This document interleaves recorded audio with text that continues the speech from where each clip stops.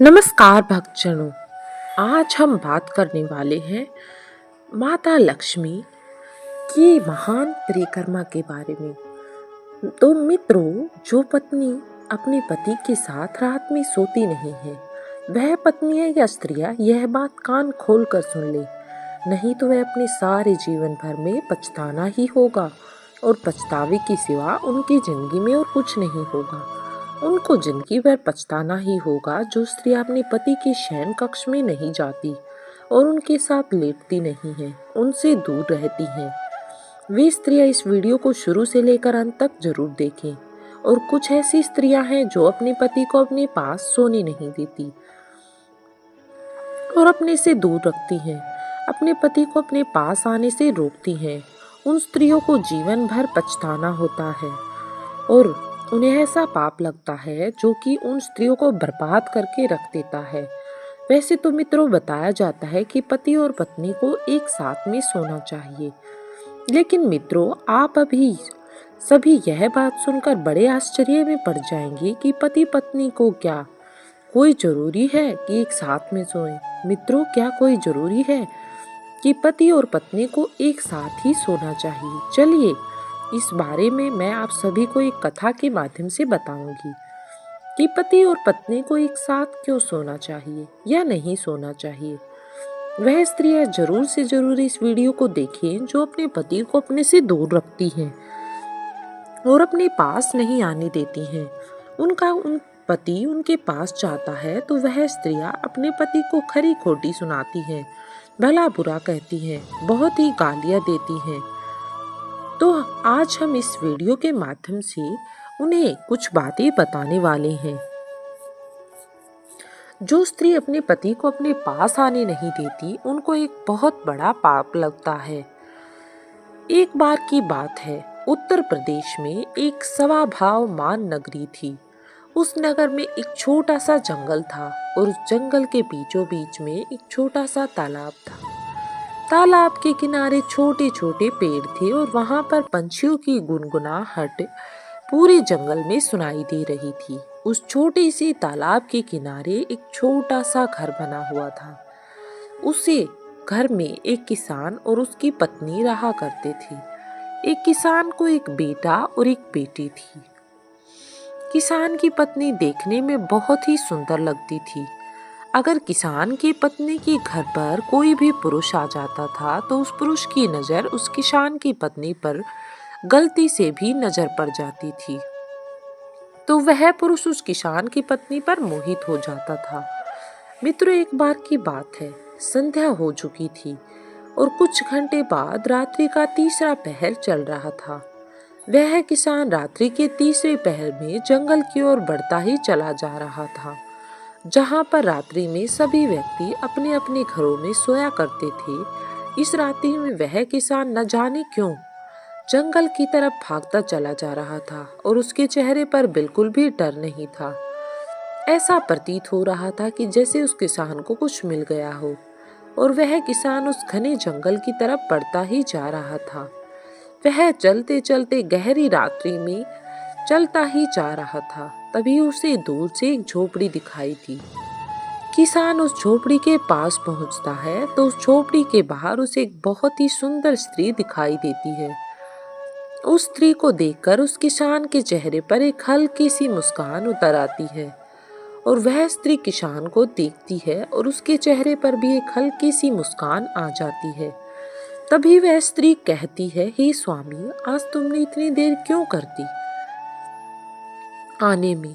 मैं तुम्हारा काफी देर से इंतजार कर रही थी और मुझे इंतजार करते करते 1 घंटा बीत गया है।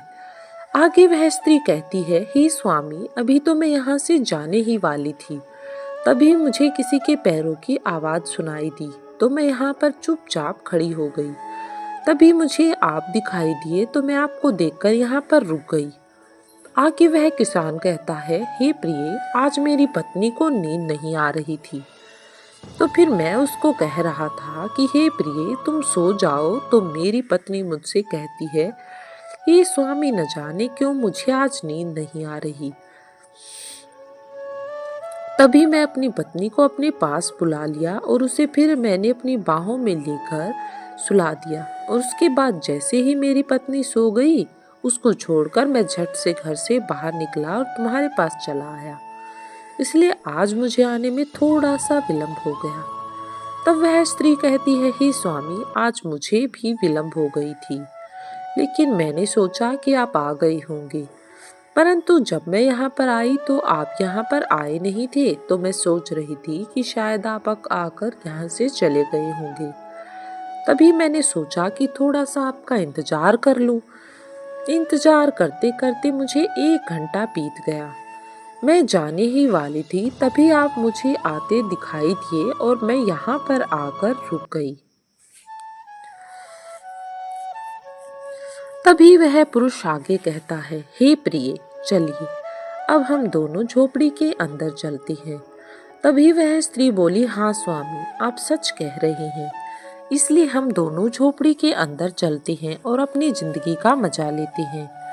हे स्वामी, आप जल्दी चलिए, क्योंकि सवेरा होने ही वाला है और थोड़ा बहुत मजा लेकर हम दोनों को अपने अपने घर जाना होगा। नहीं तो मेरा पति जल्दी ही उठ जाता है। तो एक दिन तो मैं पकड़ी गई थी, परंतु मैं अपने पति को बताया कि मैं वॉशरूम गई थी। तब मेरा पति मुझे कुछ नहीं बोला। मित्रों, फिर वह स्त्री और वह किसान उस झोपड़ी के अंदर चले जाते हैं और वे दोनों उस झोपड़ी के अंदर कुछ पल रहकर उस पल को भरपूर आनंद लेते हैं। और वह किसान अपनी पत्नी को धोखे में रखकर इस स्त्री से मिलने आया करता था और वह स्त्री अपने पति को धोखे में रखकर इस पुरुष से मिलने आया करती थी। तो चलिए मित्रों, मैं आप सभी को बताने वाला हूँ कि जो स्त्री अपने पति को धोखे में रखती हैं, उनके साथ क्या होता है, और जो पुरुष अपनी पत्नी को धोखे में रखते हैं, उनके साथ क्या होता है। एक बार की बात है, कैलाश पर्वत पर शांत वातावरण में चिड़िया की चंचला हट में भगवान शिव ध्यान मुद्रा में बैठे हुए थे। तभी गरुड़ देव आंतरिक मार्ग से आते हुए नारायण नारायण का जाप करते हुए कैलाश पर्वत पर पधारे। कैलाश पर्वत पर पधारने के बाद भगवान शिव को नमस्कार करते हैं और नमस्कार करने के बाद भगवान शिव से कहते हैं, हे प्रभु, आज जब मैं पृथ्वी लोक पर भ्रमण कर रहा था, तब मैंने देखा कि एक स्त्री अपने पति को रात में अपने बिस्तर पर सुलाकर वह रात में जंगल की ओर जाकर एक कुटिया के पास खड़ी होकर किसी पुरुष का इंतजार कर रही थी। और उधर वह पुरुष अपनी पत्नी को धोखे से पत्नी को छोड़कर, उसके 2 बच्चे थे, उनको भी छोड़कर वहां से घनी रात में जंगल में होते हुए आया और उस झोपड़ी में उस स्त्री से मिला। और उस स्त्री से मिलने के बाद दोनों ने आपस में शारीरिक संबंध बनाए। और इसके बाद हे प्रभु, आगे क्या हुआ मैं नहीं जानता। मैं यह सोच रहा था कि यह स्त्री इतना घिनौना काम कर रही है, अपने पति को धोखे में रखती है, और उधर यह पुरुष अपनी बीवी और बच्चों को धोखे में रखकर ये दोनों आपस में ये काम करते हैं। हे प्रभु, यह सब देखकर मेरे मन में कुछ प्रश्नों ने उछल कूद किया और उन प्रश्नों के उत्तर मुझे नहीं मिल पा रहे थे। तो मैं बहुत इधर उधर भटका, लेकिन मुझे उनके उत्तर नहीं मिले। तब भगवान शिव जी कहते हैं, हे गरुड़ देव, तुम इतनी चिंतित क्यों हो रहे हो? तुम्हारा जो भी प्रश्न है मुझे कहिए, मैं तुम्हारे इस प्रश्न का उत्तर देने के लिए तैयार हूँ। आगे भगवान शिव जी कहते हैं, हे गरुड़ देव, वैसे तुम्हें ही पता ही होगा कि यह कलयुग चल रहा है और कलयुग में ये सब कुछ होना कोई बड़ी बात नहीं है। परंतु हे गरुड़ देव, तुमने अपने वह प्रश्न निश्चित होकर पूछी। मैं तुम्हारे उन सारे प्रश्नों के उत्तर देने के लिए तैयार हूँ। तब गरुड़ देव कहते हैं, हे प्रभु, मेरा पहला प्रश्न यह है कि वह कौन सी स्त्रियां होती हैं जो अपने पति को अपने पास सोने नहीं देती? उन स्त्रियों के साथ क्या होता है जो अपने पति को अपने पास सोने नहीं देती, और उन्हें कौन सा पाप लगता है? हे प्रभु, मुझे इस प्रश्न का उत्तर बताइए। तब भगवान शिव जी कहते हैं, हे गरुड़ देव, अब तुम अपना दूसरा प्रश्न पूछो, मैं तुमको तुम्हारे प्रश्नों के उत्तर एक साथ ही दे दूंगा। तब गरुड़ देव जी कहते हैं, प्रभु वह कौन सी स्त्रियां हैं जो अपने जीवन में ये 3 गलतियां करती हैं तो उन्हें जीवन भर पछताना ही होता है। वह कौन सी गलतियां हैं जो करने के बाद वह स्त्रियां जिंदगी भर रोती रहती हैं। हे प्रभु, मेरे यही 2 प्रश्न हैं, कृपया करके आप मुझे इन दोनों प्रश्नों का उत्तर दीजिए। तब भगवान शिव जी कहते हैं, हे गरुड़ महाराज, आपने आज यह प्रश्न पूछकर समस्त मानव जाति का कल्याण कर दिया है। हे गरुड़ महाराज, आज के समय में मैं तुमको भी बताता हूँ कि समस्त स्त्रियां अपने पति को छोड़कर अन्य पुरुष की ओर आकर्षित रहती हैं और दूसरी तरफ उन स्त्रियों के पति भी अपनी पत्नी को छोड़कर अन्य स्त्रियों की ओर आकर्षित होते हैं। यही कलयुग है। यह सब होना कोई बड़ी बात नहीं है, परंतु हे गरुड़ देव, आज मैं तुमको एक कथा के माध्यम से बताऊंगा कि जो स्त्री अपने पति को अपने पास सोने नहीं देती, उन्हें कौन सा पाप लगता है। तब गरुड़ देव जी कहते हैं, हे प्रभु, आप मुझे वह कथा जरूर सुनाइए।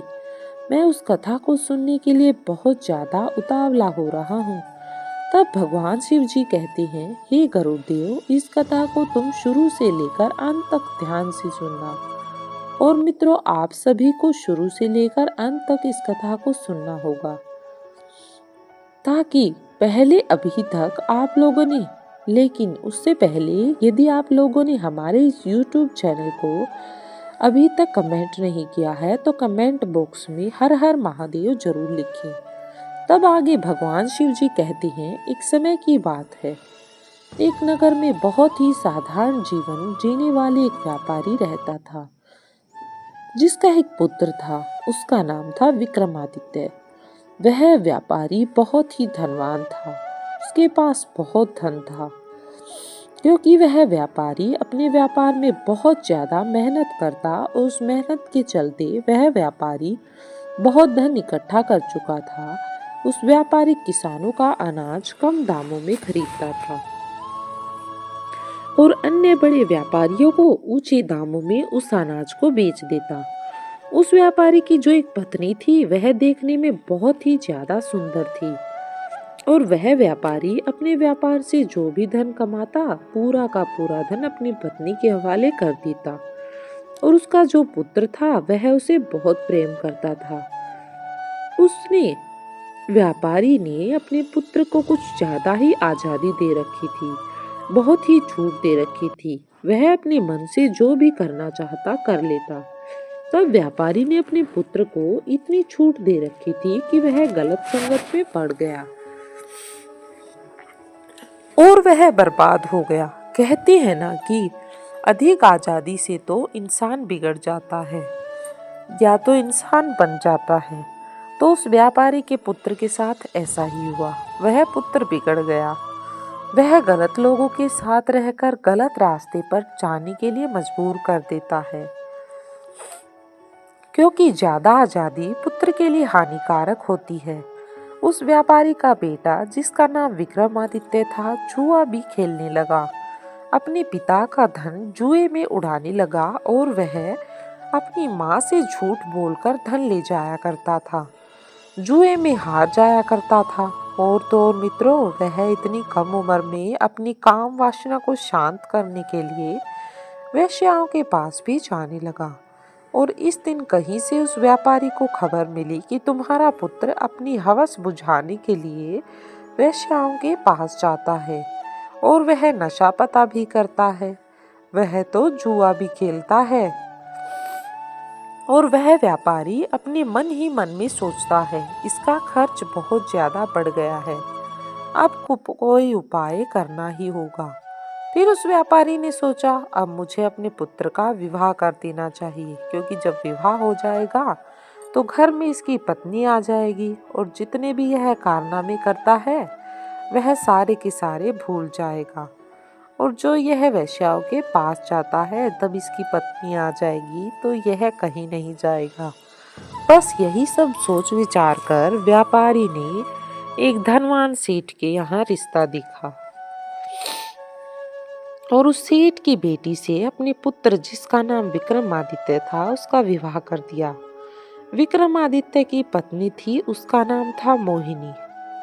मोहिनी देखने में बहुत सुंदर लगती थी और वह सुंदर होने के साथ साथ अत्यंत रूपवान, गुणवान और अच्छे दिल वाली स्त्री थी।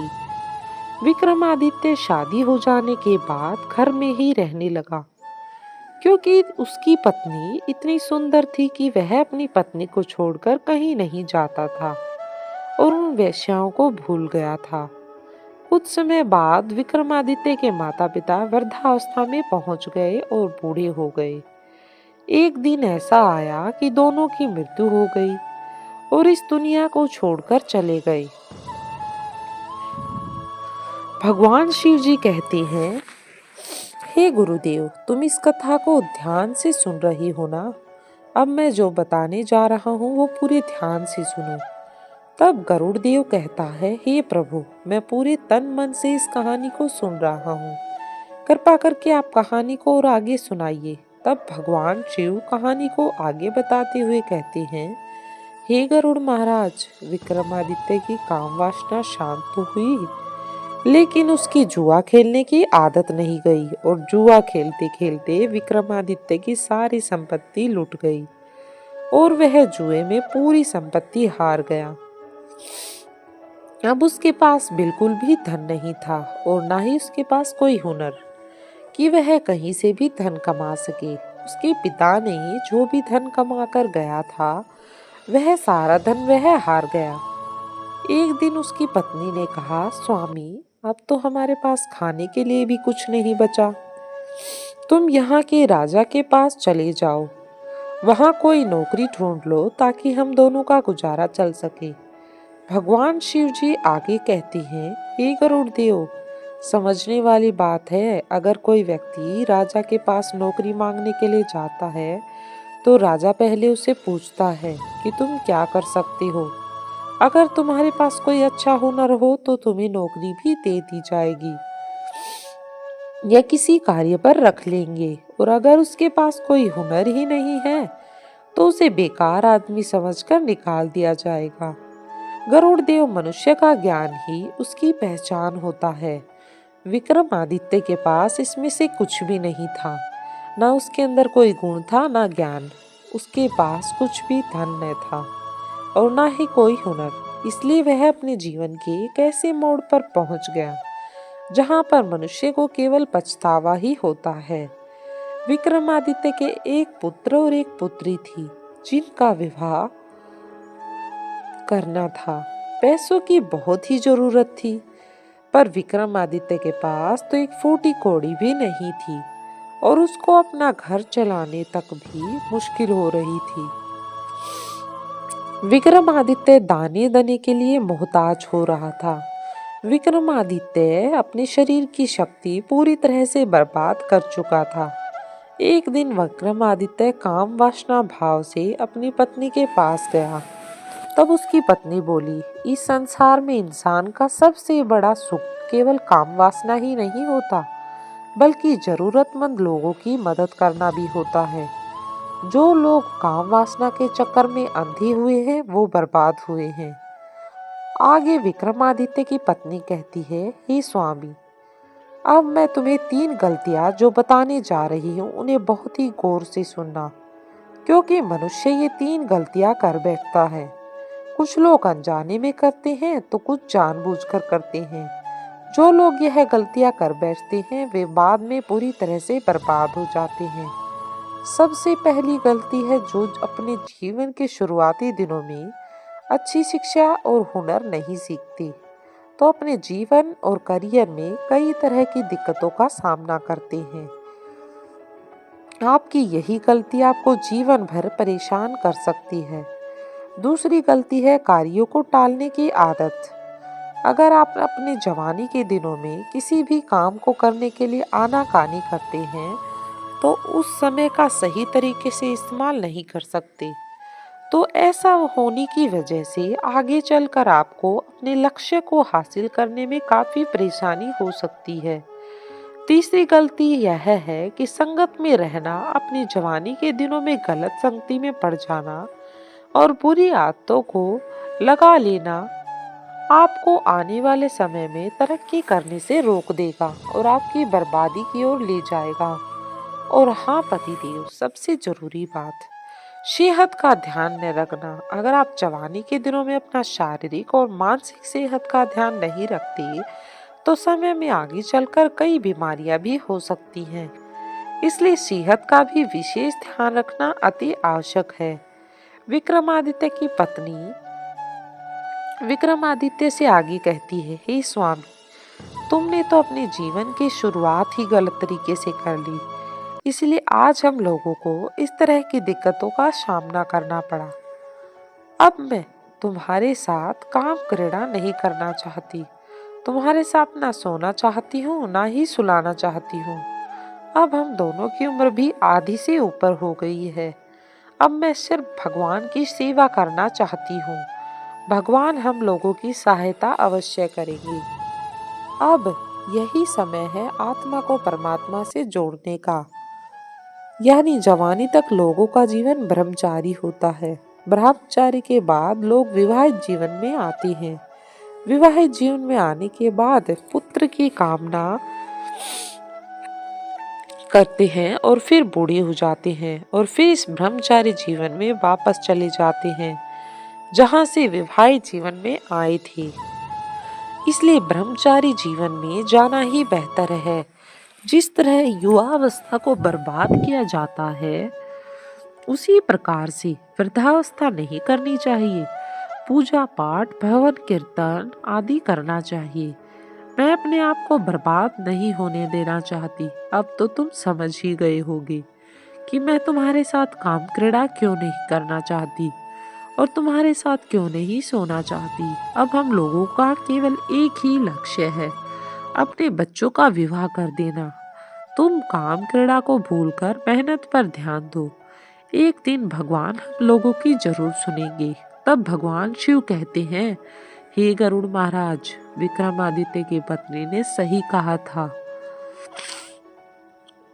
जो लोग मुझसे सच्चे मन से जुड़ जाते हैं उन्हें कभी कोई चीज की तकलीफ नहीं होती।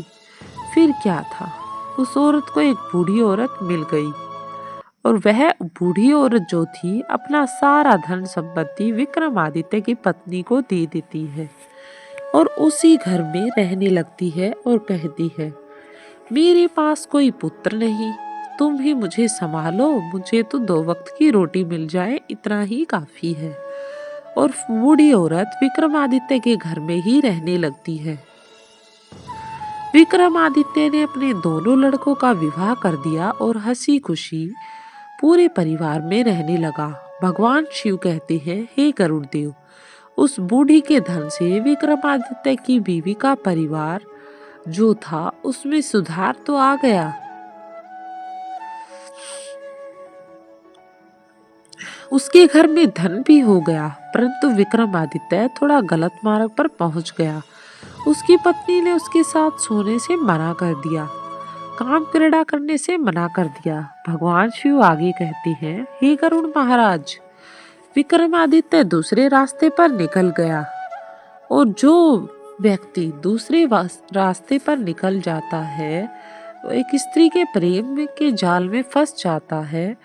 वह स्त्री जो थी ना तो उसके साथ सोती थी और ना ही वासना को शांत करने के लिए उसके साथ काम क्रीड़ा करती थी। अपनी काम वासना से पीड़ित होकर वह मनमोजी था और दूसरी स्त्री के प्रेम के जाल में फंस जाता है और रात्रि में अपनी पत्नी को सुलाने के बाद गांव के बाहर एक झोपड़ी में जाकर उस पत्नी के साथ काम वासना को शांत करने का काम करता है। दोनों अपने अपने घर चले जाते हैं। भगवान शिव कहते हैं, गरुड़ देव, मेरे कहने का मतलब है स्त्री को यह भी नहीं करना चाहिए एकदम से इस तरह से अपने पति का त्याग नहीं करना चाहिए जिस तरह से विक्रमादित्य की पत्नी ने कर दिया, क्योंकि एकदम से जो स्त्री अपने पति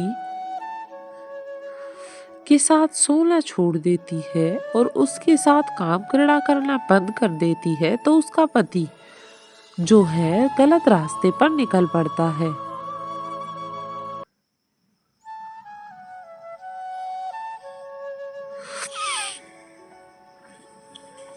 क्योंकि अपने पति को धीरे धीरे सही रास्ते पर लाया जा सकता है, एकदम से नहीं लाया जा सकता।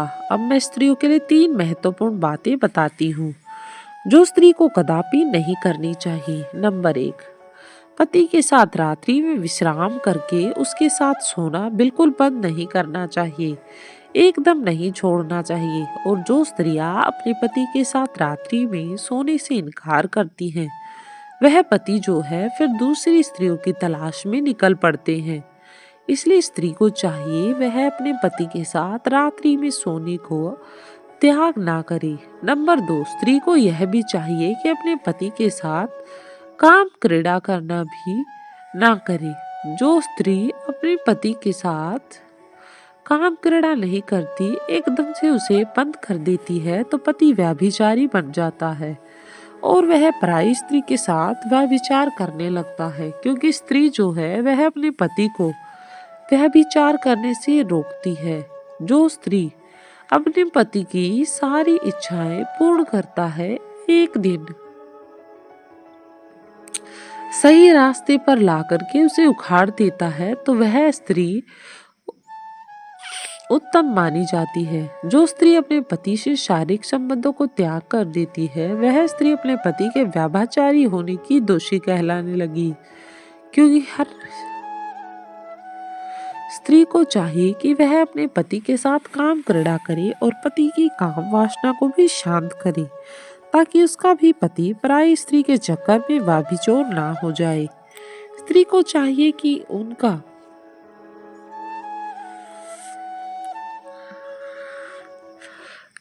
पति यदि काम करे तो भी वासना में अधिक लिप्त रहता है।